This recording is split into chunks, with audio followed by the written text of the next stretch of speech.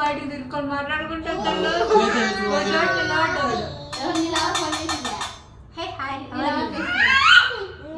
ఊరుకోండి బా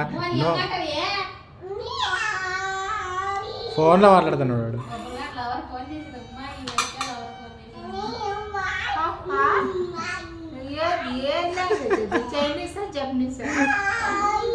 మూడులా అదేదో చూచూ అది బాగా సాగాడుతూ